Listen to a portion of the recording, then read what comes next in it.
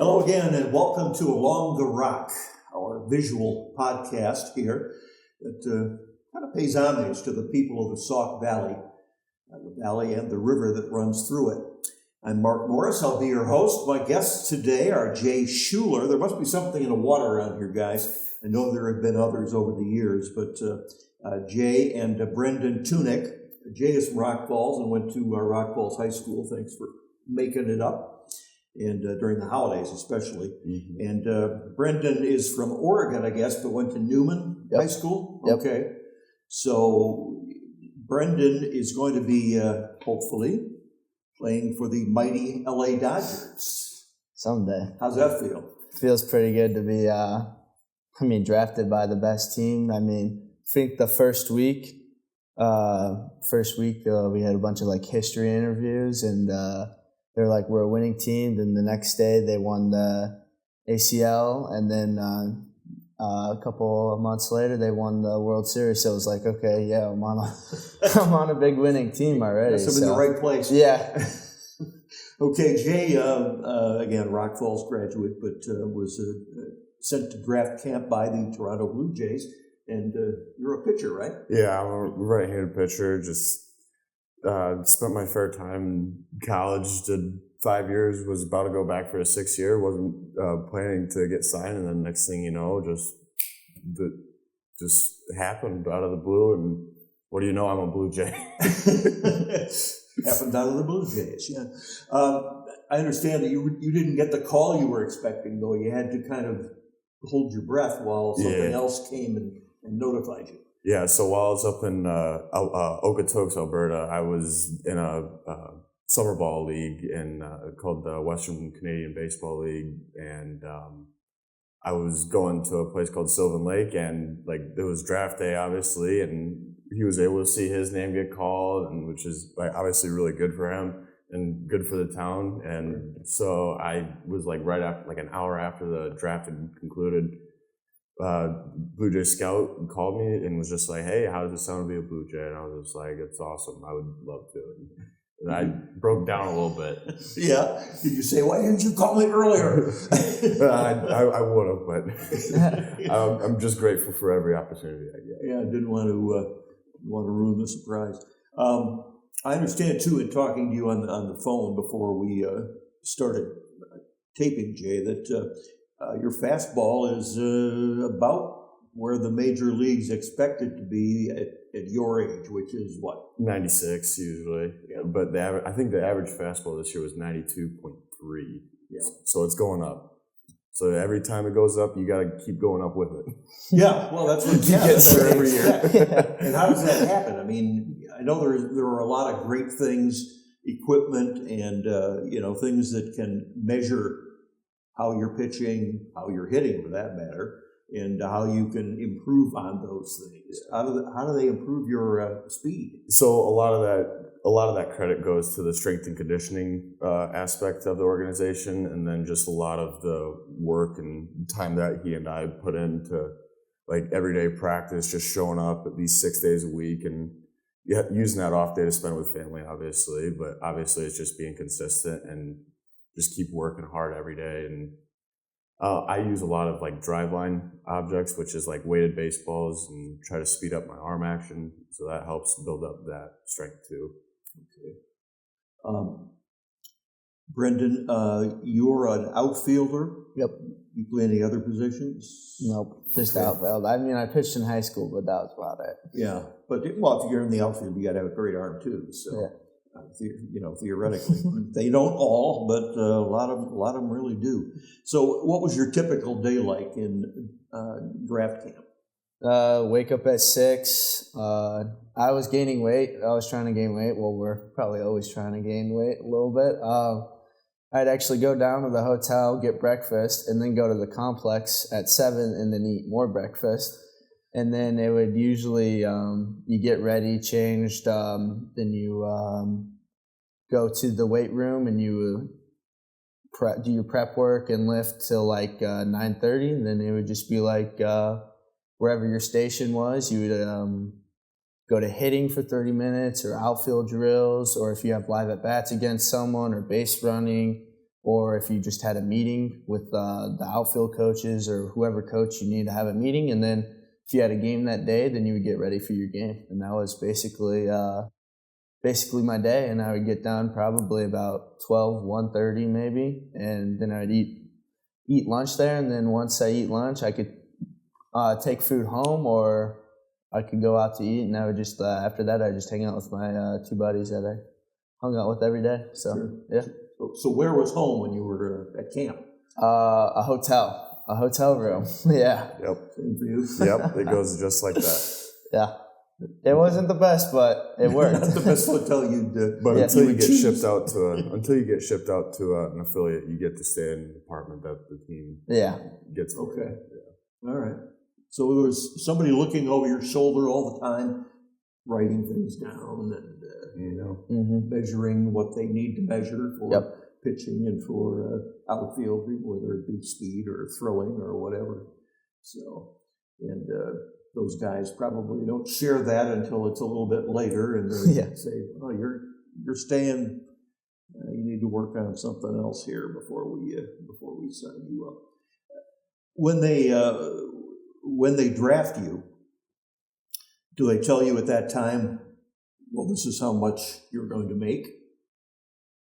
I don't know. My agent did all that, Okay. but You have an agent already.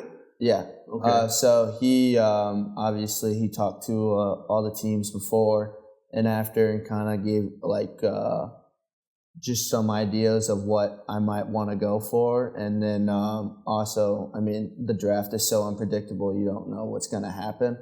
So, but then when we get there, I guess they give you like your salary base of like what you're going to get for rookie ball, low A, high A, double A, triple A, and what you'll make a week. And then that's kind of how it works. Same process for you. But I don't have an agent though, so I did most of my consulting myself. Yeah. Well, if you have an agent, you have to pay them too. Yeah, and I also talked with a couple ex-big leaguers, and they're like, yeah, I didn't get an agent until my third year of big league ball, and I was just like, oh, wow, and just caught me off guard, really. And so I just was like, you know what, I'm going to consult for myself like he did and see if that goes any better. I seem to recall that the majors kind of dismissed a number of the minor league teams from their attention, if you will. They kind of put some by the wayside. I guess the lower tier of minor league teams. I know that some are no longer affiliates. They've joined different leagues and so forth. Does that affect your future at all? I don't think so. I don't think so. No, because I remember the Clinton Lumber Kings used to be a real popular single A club that I used to go to and watch when I was a kid, and now it's just like a summer ball league, which is sad to see because that field was had a lot of memories in it for me. Oh yeah, nice place and real cozy and everything else. I've been to Kane County too, which is more like a major league stadium, and the prices reflect that as well. So that stadium is beautiful though too. Really nice. Because it used to be with the Rockies, Cubs, and then I think it was at one point Marlins. We're still talking about Kane County. Oh, King County, because I know Clinton was the Marlins and Mariners. Yeah, it's been a lot over the years. It makes you wonder why they keep switching. So somewhere along the line, and you guys have to, of course, keep working your butts off to get to the majors and play in the majors, and that's assuming you don't get hurt. Pitchers, of course, are prone to that just because you put so much pressure on that arm that you hear every day almost watching a game about Tommy John surgery. Mm-hmm. Tommy John was pitching when I was little, and he was the first one to have it. They named it after him, and from then on he threw not too fast, but he threw a lot of sinkers from then on. Mm-hmm. So somewhere along the line, as I started to say, somebody in your background, whether it's your dad or somebody else, maybe your agent even, might say, this isn't looking so good. What do you think would be a good backup? Has anybody hit you with that attitude yet? I hope no one ever does. No, because I actually did have a plan. I was dual majoring in school, going for kinesiology and psychology. This is Notre Dame? No, this is, so I went to Parkland College in Champaign, Illinois, and then Southeastern University in Lakeland, Florida. And that's where I started doing more of my psychology aspect of my dual majoring. And I was going to do personal training and just like train athletes or just go into a public gym and train people there regardless. So you are looking ahead. Yes. What about you, Brendan? Any second thoughts at all at this point? Not Did you really. go to Notre Dame? No, I got drafted out of high school, but I was committed to Notre Dame. That's what I must have read. Yes. So what they do is for high schoolers, or I guess for college kids, if you haven't graduated, they take what school you're going to, and they pay for the full tuition, and then they times it by 4. So then you have that X amount of money to go to any college you want if you get into it. So that's will be nice if baseball doesn't work out. But I mean, I'm trying to put all my eggs in one basket right now and make it. So he hit that right on the nose. Thinking positive, obviously, and again, working your tail off.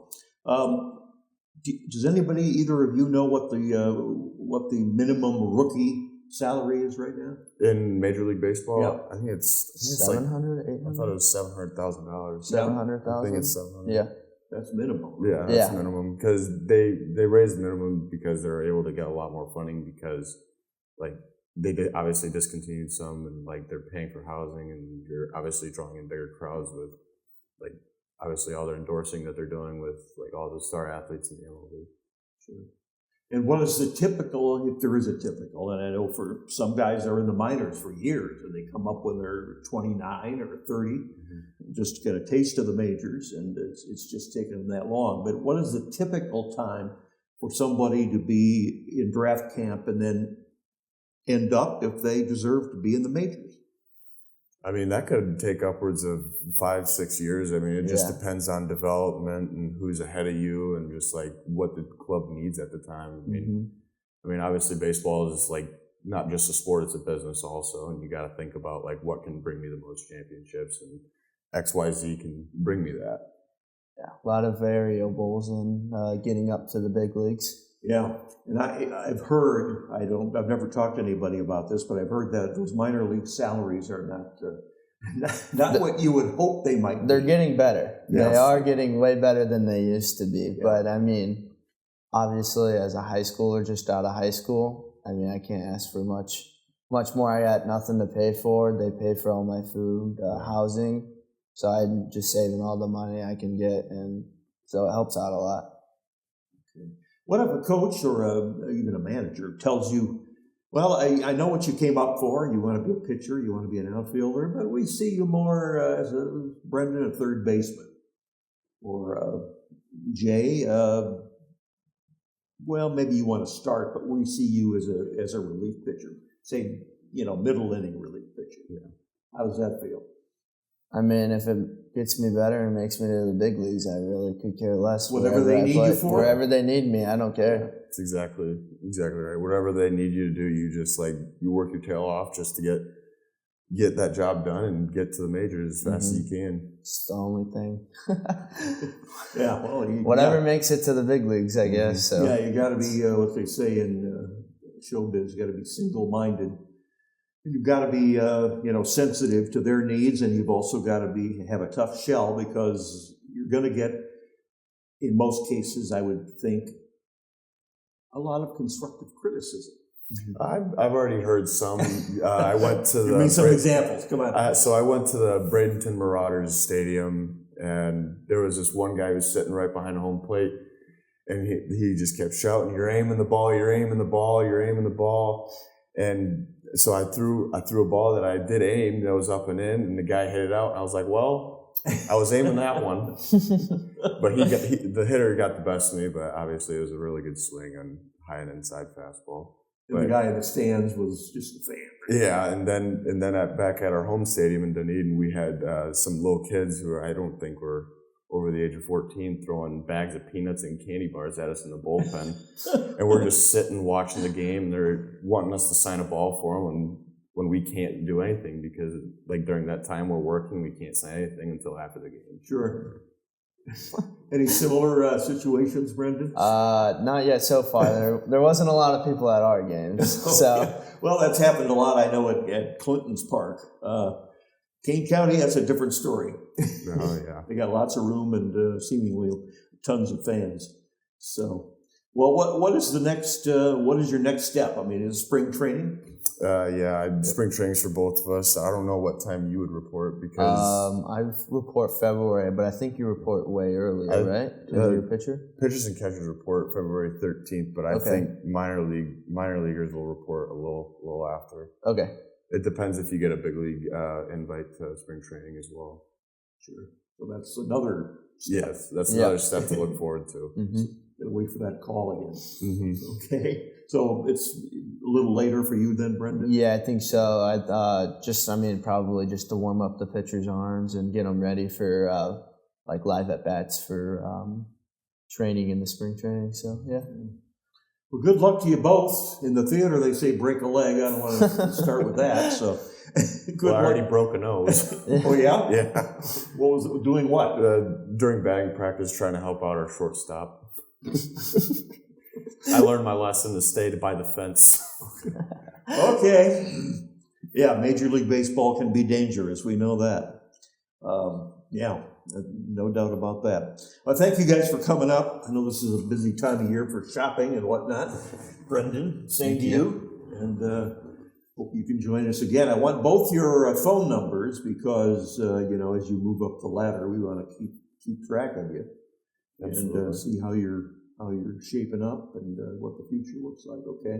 Absolutely. So if you could write those down, I'd appreciate it. Mm-hmm. So, thanks again for coming up. I also thank our crew for making this show possible each and every time.